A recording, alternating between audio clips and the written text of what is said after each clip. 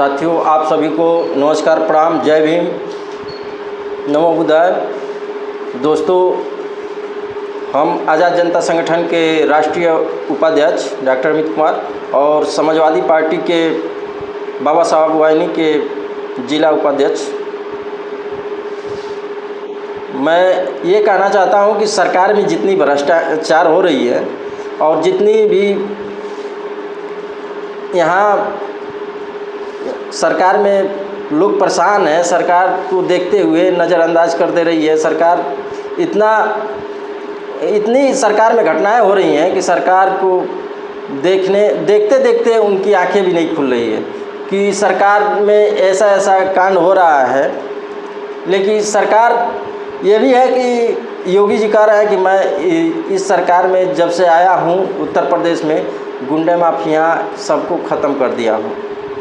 दोस्तों, ये कहेंगे कि जब गुंडे माफिया जब बाबा की सरकार में ख़त्म हो गए हैं, फिर कहाँ से यहाँ से उत्पन्न हो रहे हैं, कहाँ से इतने गुंडे माफिया फिर इस उत्तर प्रदेश में दिखाई दे रहे हैं। ऐसे रोज़ घटनाएं हो रही हैं। अभी बाबा साहब के जन्मदिन पे उसके पहले देखिए कि एक युवक को जिंदा जलाकर मार दिए सब। बताइए, एक ऐसी निंदनीय घटना, इतनी खतरनाक घटनाएं यहाँ कर रहे हैं लोग कैसे? बताइए कि इतने लोग कमज़ोर व्यक्ति के हैं, दलित जितने भी, क्यों दलिते पे हो रहा है। यहाँ भी आजमगढ़ में एक लड़की से देखिए दरिंदगी किया गया है। एक बनारस में मान लीजिए कि उनके हरीश मिश्रा पे चाकू से हमला किया गया है। ऐसे बताइए कि कितना बाबा की सरकार में गुंडागर्दी चल रही है। और मैं कहूँगा कि भाजपा सरकार में जितने भी अपराधी बाबा बता रहे थे, अब इतने भी माफिया खुल करके इतने भी कोई किसी देखिए कि जाति सूचक गाली दे रहे हैं सब। बताया जाए बाबा की सरकार में कि ऐसे लोग पड़े हुए हैं, जितने भी भ्रष्टाचार ये सरकार कर रही है कि अब क्या बताया जाए। सरकार में रहते हुए बाबा जी के ऐसे घटनाएं हो रही हैं कि अब इनको क्या बताया जाए। और मैं कहूँगा कि योगी जी से कि देखिए जितने भी जैसे भी अपराध कर रहे हैं कि उनको भी छोड़ने का काम न करे सरकार। और सरकार से यही अपील है कि जितने भी अपराधी यहाँ दिखाई दे रहे हैं, जितने भी अपराधी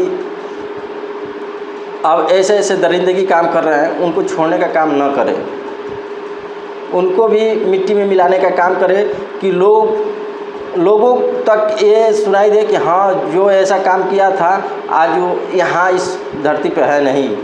तब लोगों के मन में ये लगेगा कि हाँ भाई, ऐसा काम हम करेंगे तो ऐसा हमारे साथ भी हो सकता है। ऐसा करने पर लोग मजबूर हो जाएंगे, नहीं कोई करेगा, सब डरने लगेंगे।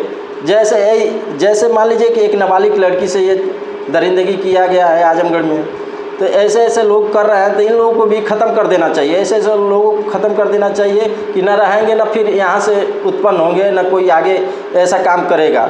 ऐसा काम कर दें कि ये लोग सोचने पर मजबूर हो जाए। मैं योगी जी से यही अपील करूँगा जी।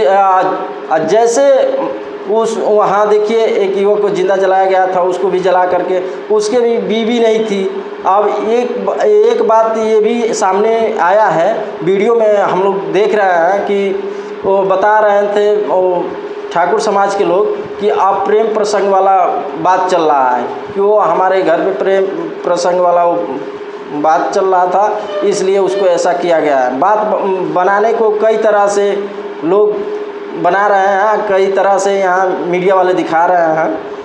अब हम तो ये कहेंगे कि ऐसा कोई बात नहीं था, लेकिन घर वाले भी कह रहे हैं कि नहीं, कोई उसकी बीवी नहीं है, 3 बच्चे हैं छोटे छोटे, अब उनको कौन परवरिश करेगा? वही देखने वाला, कमाने वाला वही था, एक व्यक्ति जो उसको भी मार डाले सब। तो ऐसे निंदनीय घटनाएं हैं। मैं कहूँगा कि उन लोगों को भाई जो अर्थव्यवस्था उन लोगों की मजबूत कराई जाए और शिक्षा को लेकर के भी उस पर आवाज़ उठा करके, और योगी सरकार से कहूँगा कि उनको भी शिक्षा की तरफ से बढ़ावा दिया जाए कि जब तक वो उन अनाथ बच्चों को भाई जो भी परवरिश के लिए सहयोग की राशि दी जाए।